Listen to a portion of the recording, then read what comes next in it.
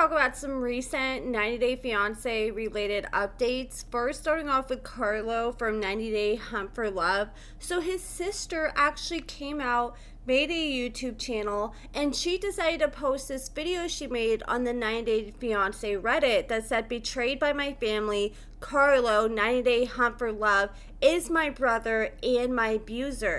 She claims some pretty shocking things in this video. She claims that she was R-word by her father. I can't say the word on YouTube, but her father, she alleges, took her virginity before she even hit puberty.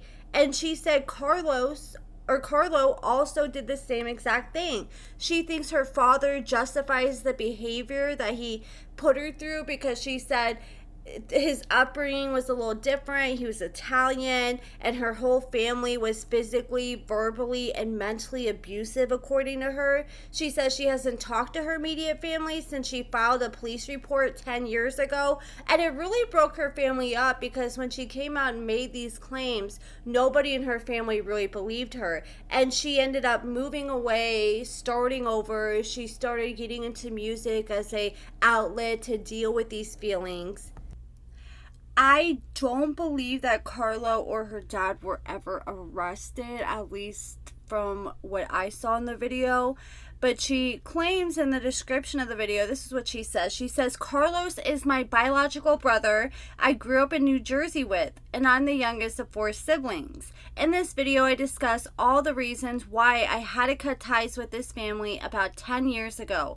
10 years, give or take, depending on each individual family member. I removed them from my life after making a police report that ended up going nowhere. These experiences have caused me to become disabled, traumatized, and caused me to be homeless and on the streets for years. It is only through God that I have the healing and the hope that I do actually have. This is my personal experience. I wasn't able to fit much info into the first video despite it being a long video. I will make follow-up videos where I go into more detail. I will also make a follow-up video with my music I've written about surviving all this and healing from the trauma and finding hope and strength in God through fasting, prayer, therapy, and hypnosis. After months of prayer and fasting as a Christian, God has told me to release personal information about abuse I survived growing up in the Balatori family." And she said, look, I wasn't even going to say anything at first, but the fact that Carlos is putting himself out on national TV and going on these shows, I feel like people need to know his past history. So if you do want to see her full video, check out These Eyes Tell No Lies on YouTube. You can search the video title. I definitely think it's a video worth watching. And now I want to talk about some updates or some new things I learned on Larissa since my last video a few days ago. So I ended up talking with her most recent ex, Zach, and he revealed that he had one of the most tumultuous relationships of his life with Larissa. And I guess he never saw Larissa on the show, so he really didn't have any idea what he was getting himself into. Now looking back, he wishes he would have watched the show first, because then he probably would have had more reservations when it came to dating her. I guess he met Larissa through a mutual friend. And I asked him, if you guys haven't seen that video, check out that video from a few days ago, but here's some more details that he shared since my video came out. I ended up asking him, okay, like, how do I refer to you as? Are you Larissa's ex-husband or her ex-boyfriend? Because 1 month into dating, Larissa made this post claiming they got married at this chapel in Vegas. And I always side-eyed this because she claims there was a confidential license. And just with my experiences being a blogger, usually from what I've seen on people on these shows who claim they got a confidential license, for the most part, usually they say that because they didn't actually get married and they want to explain away why bloggers or people may not find a marriage license. And he revealed they were never married.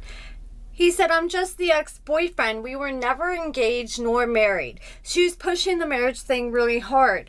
The real story about these wedding chapel pics is this. We were at our mutual friend's house in their kitchen, and our friend Priscilla says you guys should totally do a commitment ceremony. She explained that they would renew their vows at this one chapel place that they love. So we should go and do this cute little ceremony for fun. You do say serious things to each other, much like vows. It's just the government is not involved. They were pictures taken by our mutual friend, and then Larissa posted them. I think the hashtag confidential license she just put for fun. I don't think it was for publicity, but then again, everything she does is for attention. And then he revealed that he learned allegedly that Larissa, when she was with Colt, she used to beat the living crap out of him, but I'm sure a lot of us already knew that from all her battery charges she received while she was with him.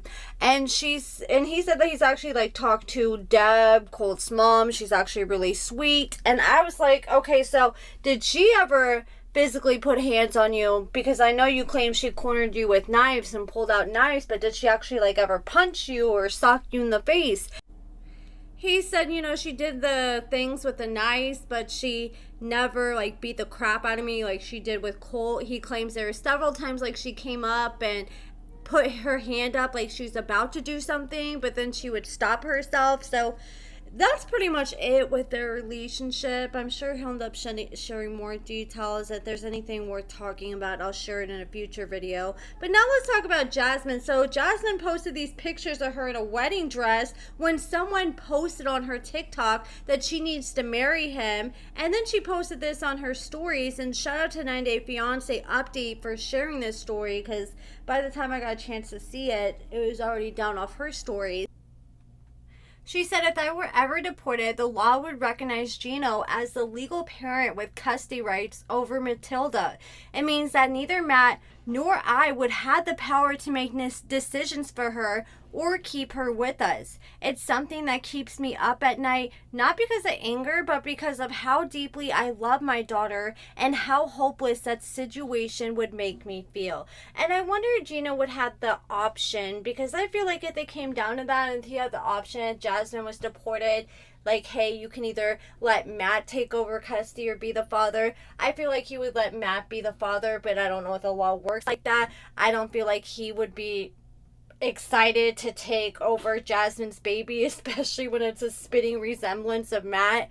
And then she posted, and she clapped back after Gino tried to call her and act like she owes him $75,000. She's like, well, he owes me millions of dollars for all the wife services. She says he owes me $1 million for cooking all his meals, organizing his cluttered stuff, flushing his toilet when he leaves it dirty, cleaning up after him when he forgets, watering his plants and saving his dying one. She feels like she's owed $200,000. She feels like she's owed $1 million for dealing with his lack of affection and intimacy. She feels like she's owed $2 million for forgiving his online cheating, $5 million for sending pictures to her ex and getting her banned from her job when it's been exposed that that's not even the reason why she got fired from her job, but she still keeps clinging on to that. And then she says dealing with constant allergies because of your dirty habits, $1 million. Making me move to the coldest place on earth, $2 million. Therapy for my dog after dealing with you, $500,000. Purposely not adding my children to the K1, $900 million. Forgiving your house mess every single day, priceless. So she's trying to act like she's owed like $916 million, which is an obvious troll. And then I wanted to talk about Tiger Lily's man, but I'm going to be honest, I don't know how to address this without getting in trouble with YouTube. He's been posting all kinds of stuff, and I'm honestly would be shocked if he's still on the show at this point. I already think they got fired because they haven't been on the show in a hot minute, and I'm kind of glad because, I mean, their storyline really wasn't giving us any entertainment, in my opinion, anyways. But I'm starting to feel like, this is my opinion, once, and this is just pure speculation, I feel like they probably got kicked off the show, and now that he got kicked off the show, he doesn't care about hiding and watering himself down anymore. Now he's showing his true colors, and he's been posting all kinds of crazy stuff like about Hitler and I don't even know. You guys can go to the 90 Day Fiance Reddit and look more into it if you haven't seen it already, or there's plenty of other bloggers. I'm scared of posting the exact post because I know that YouTube is not going to agree with them, and I don't want to get this video taken down. But I'm sure plenty of you guys have heard about it by now. I just wanted to address it because I'm sure people are going to be like, how can you make an updates video and not address that? I'm sure lots of you guys have heard about it by now, and I feel like 90 Day Fiance TLC definitely needs to fire them if they haven't already. And I'm honestly shocked like they haven't made any kind of statement about it. I mean, there's no way they let him get by with saying the stuff he did and still let them come back. I bet they're probably going to be cut from the tell-all, and this is probably going to be the last that we see them on the show. But let me know what you guys think about everything in the comments below, and thank you so much for watching.